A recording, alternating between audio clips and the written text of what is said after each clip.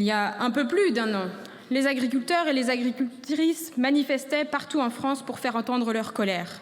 Accords de libre-échange, faibles revenus, charges administratives, les difficultés s'accumulent dans les fermes. Cette colère n'est pas récente. En 2014, la fin des quotas laitiers et donc la régulation de la production a créé le chaos.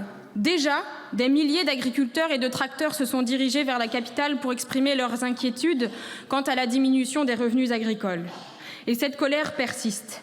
Elle persiste parce que les difficultés du monde agricole sont profondes, fruit d'une course à la production et où tout le reste est oublié. Le consommateur, l'environnement et surtout le producteur. Produire plus, plus vite, moins cher, quelles que soient les conséquences. Voilà le mantra qui détruit les fermes.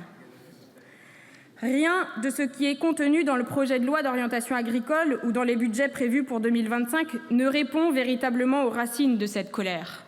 Le problème, c'est le dogme économique libéral dans lequel est enfermée l'agriculture française qui ne permet pas d'avoir des prix rémunérateurs. C'est cette incertitude économique qui empêche les jeunes de s'installer. Pourquoi emprunter des centaines de milliers d'euros, voire des millions, pour reprendre une exploitation viticole dans le Bordelais, alors que là-bas, le résultat courant avant impôt s'est effondré de 213% entre 2022 et 2023 ? 8 013 €, c'est le résultat moyen annuel d'un viticulteur dans le Bordelais. Voilà où on en est. Voilà le résultat d'une politique de surproduction. On a dit aux viticulteurs « Produisez, les Chinois, les Américains boiront votre vin ». Eh bien non, ça ne marche plus. Sans planification de la production, les magiciens fous du marché sèment le chaos et font mourir les producteurs. Et je n'oublie pas le Mercosur, dont la signature en catimini et en 4e vitesse par Madame von der Leyen est un crachat à la figure des agriculteurs. Nous verrons qui aura le courage de dire stop à cet accord mortifère lors du vote de notre proposition de résolution s'opposant sans ambiguïté à cet accord.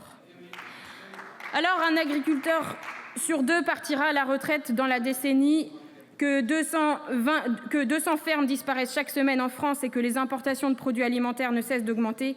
Que prévoyez-vous pour l'agriculture française ? Depuis 7 ans, la Macronie démontre bien qu'elle n'a aucune vision pour l'agriculture familiale. Un argument de plus pour censurer la politique d'Emmanuel Macron.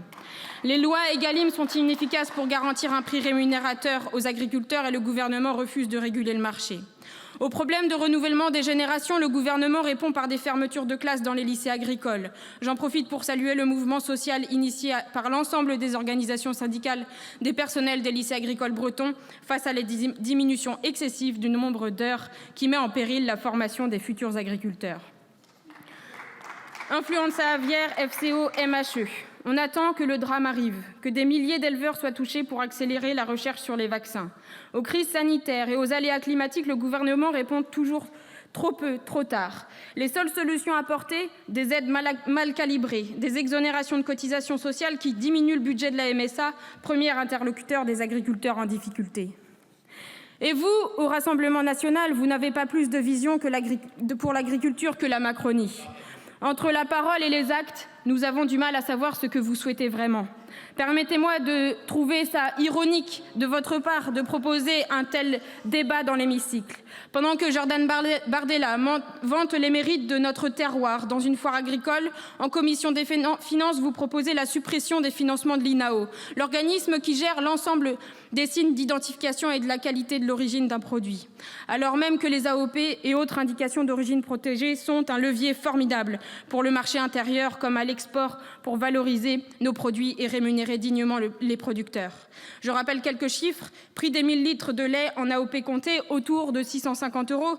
Prix du lait moyen en France autour de 450-470 €. Quand Madame Le Pen promet un plan de soutien pour l'agriculture biologique, Jean-Philippe Tanguy parle, lui, du bio comme d'une croyance magique. Et pourtant, l'agriculture bio est bien une solution pour décarboner notre agriculture et faire face aux enjeux du changement climatique. Il y a la parole et les actes. Le Rassemblement national a beau communiquer sur son soutien aux agriculteurs, ses votes soutiennent clairement le système en place, qui mène à la disparition des paysans et des fermes. La preuve, la loi visant à garantir un revenu digne aux agriculteurs, vous ne l'avez pas votée.